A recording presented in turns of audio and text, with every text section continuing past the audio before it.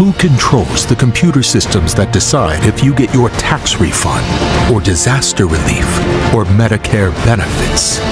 Elon Musk. America on the march. President Trump announced this month that the Gulf of Mexico is going to become the Gulf of America. Can Jimmy have some freedom fries with that? Republicans have turned in their game uniforms and become cheerleaders. About a big, beautiful canal instead. And we're taking it back. Cheer for Donald Trump and Elon Musk. We got a new sheriff in town. Remember that kid in the school who'd throw a fuss anytime someone made fun of him? Imagine that child growing up to be president, and you've got a pretty fair picture of what's going on right now. Trump's newest breakdown over the Lincoln Project. Advertisements is giving us all tremendous flashbacks of playground drama. But this time, the stakes are a little higher than who gets to use the swings. Curious about how a grown man can act. So not grown. Let's break it down quick, favor, before we move on. If you enjoy this content, consider giving this video a like and subscribing to the channel.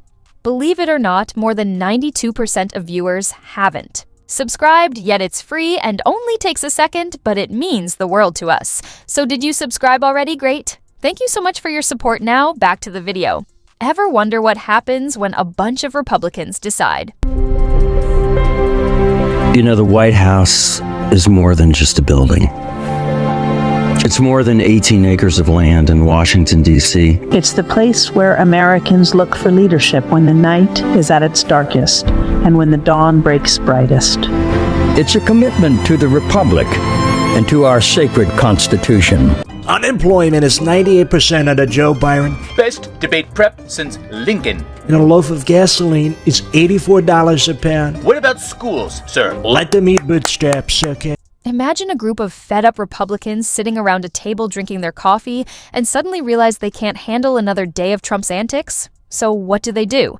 They decide to fight fire with fire, or in this instance, fight tweets with memes. That is right. These policy geeks have switched in their briefcases for Photoshop, and boy, are they having a field day, you may suppose. Wait a minute. Republicans against Trump, that's like cats teaming up with dogs. But these aren't your average GOP members. They're the rebels. The ones who looked at Trump and said, nah, we're good. And instead of just complaining about it.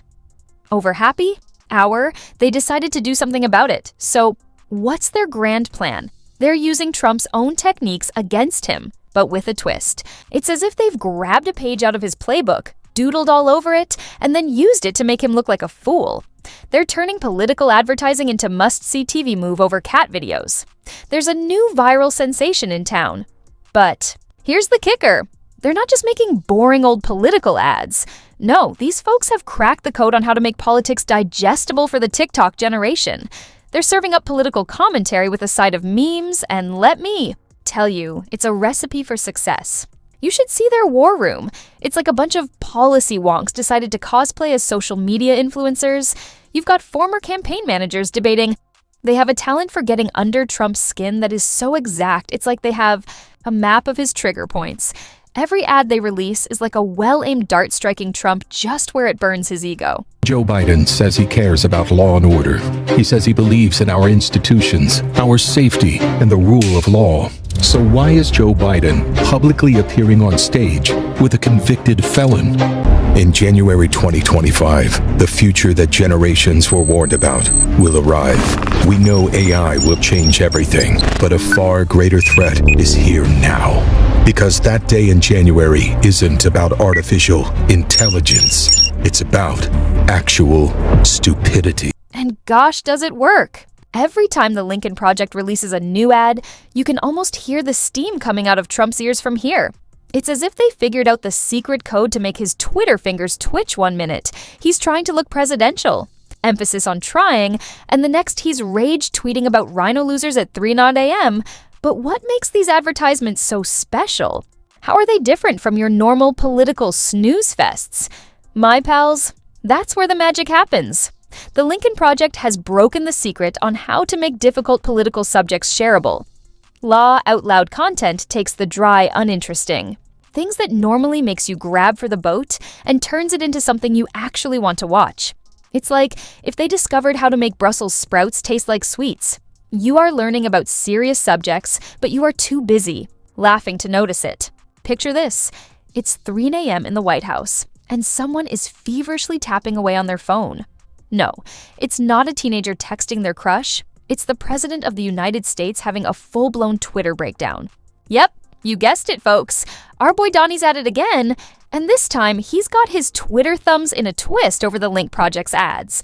Now, you might think the leader of the free world would have better things to do at 3 a.m., like I don't. No leading, but nope, Trump's busy proving he's got the emotional maturity of a toddler who's just been told he can't have ice cream for breakfast. He did not make a single appeal to a moderate voter, to an independent voter, to a centrist voter, or even to the millions and millions of Republican voters who voted for Nikki Haley this year or Ron DeSantis. That no matter what happens with Joe Biden, no matter what he decides or what happens in the Democratic Party, you can never take your foot off the gas of attacking Donald Trump. When did conservative values become about one man? When did faith go from looking upward to looking the other way? Donald Trump doesn't represent the party of Lincoln. Let us break out this Twitter. T.I. Rod, shall we? It's like witnessing a master lesson on how not to handle criticism. Trump begins with his usual swagger, perhaps believing he's going to destroy these pesky Lincoln Project people like he'd, smashes his cheeseburgers. But as the commercials start flowing out, his tweets grow more and more frenzied. It's like watching a cat trying to chase a laser pointer. Hilarious at first, but sort of sad, one of his greatest hits these morons couldn't. Operate a lemonade, Trump tweets, "Wow, the irony. This coming from a guy who managed to bankrupt a casino." It's like failing at a company where people actually throw you money. It's almost remarkable. And a wow, I didn't realize it was possible kind of manner. But wait, there's more with each tweet. Trump's tone becomes increasingly defensive and frenetic, as if he's playing Twitter bingo with his favorite insults. Losers check, Rhino double check your all caps rage. You bet it has more exclamation marks than a teenage girl's journal entry. The funniest thing is that every capitalized phrase and exclamation point is practically free promotion for the Lincoln Project. It's as if Trump has become their unpaid intern, madly pitching their commercials to his millions of followers.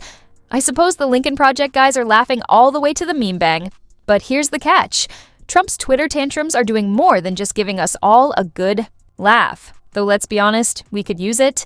They're actually proving the Lincoln Project's point better than any AD ever could. Every tweet is like a neon sign flashing thin-skinned man-child right here. It's political comedy gold, folks. Can you imagine other presidents losing their cool in this image? Obama tweeting at 3 a.m. about Fox News, or Bush Jr. raving over Saturday Night Live parodies.